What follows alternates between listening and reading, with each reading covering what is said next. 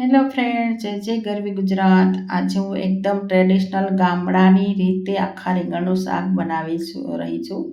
તો આખા રીંગણમાં બહુ બધા વેરિએશન હોય છે, પણ આ ઓછા મસાલામાં હું આજે બનાવવાની છું. તો મેં થોડી લસણની કળી, સિંગદાણા અને શેકેલા છે, અને સાથે મેં મરચું, જે તીખું ખાતા હોય કે મોળું ખાતા હોય એ રીતનું મરચું લેવાનું, એને પીસી લેવાનું બધું ખાંડણીમાં. પછી તેમાં હળદર, ધાણા જીરું, મીઠું, ગોળ, લીંબુનો રસ અને કોથમરીના પત્તા નાખી અને સરસ મજાનો મસાલો બનાવી લેવાનો.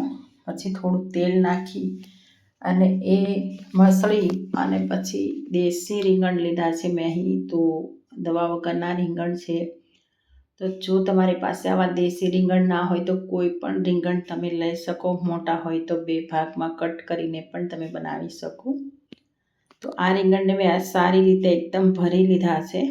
આવી રીતે બધા જ રીંગણ આપણે ભરી લેશું અને પેનમાં શાક બનાવી રહીશું. તો આજે લોયું જેને કહીએ છીએ, તો એમાં તેલ લઈ અને બધા રીંગણ આપણે ગોઠવી દેવાના છે અને 3 મિનિટ સુધી ખાલી તેલમાં જ સાતળવાના છે. તો સાથે મેં 2 બટેટા એડ કરેલા છે. યહાં તમે સ્કીપ કરી શકો છો. તો કોઈને રીંગણ ના ખાવું હોય તો બટેટું ખાઈ શકે, એટલા માટે મેં 2 રીંગણ અને સાથે 2 બટેટા નાખેલા છે રીંગણની સાથે. તો એ 250 ગ્રામ રીંગણા છે મારા અને 2 બટેટા છે. તો આ રીતે સરસ મજાના સતળાઈ જાય પછી જ આપણે પાણી નાખવાનું છે એમાં 1 ગ્લાસ જેટલું, અને પછી ઢાંકીને આપણે 4 મિનિટ જેવું ચડવા દેશું અને જે મસાલો હોય એમાં નાખી દેવાનું. પછી તમારે જોઈ લેવાનું કે બટેટું ચડી ગયું છે કે નહીં. રીંગણ તો જલ્દી ચડી જાય છે, અને એવું લાગે તો બટેટાના 4 ભાગ પણ તમે કરી શકો.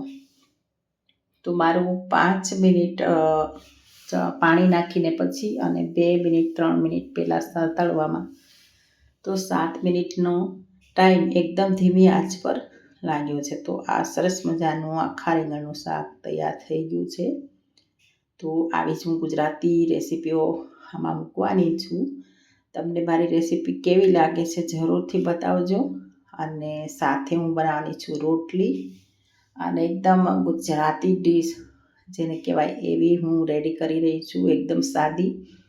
તો રોટલી બનાવી લઈએ અને પછી આપણે પીરસી દઈએ. તો છાશ, ડુંગળી હોય, પછી કાકડી હોય, અથાણા હોય, આ રીતે આપણે પીરસવાની હોય છે ગુજરાતી ડીશને. તો કેવી લાગી રેસીપી જરૂરથી બતાવજો.